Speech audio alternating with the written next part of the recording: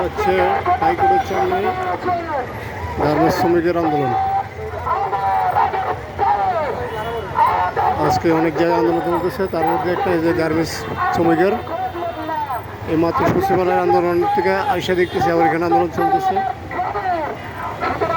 আমাদের মিডিয়া আছে এখন এখানে।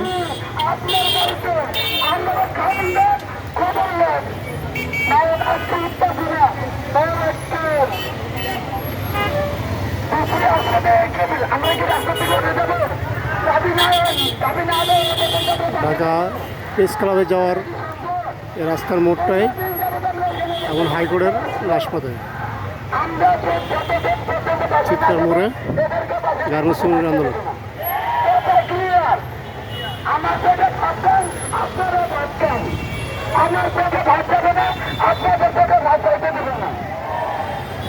আমার ছেলে বলে না যান নাই, আপনার বাড়িতে আমি আসছি, আমার বাড়িতে আপনার আসতে হইব।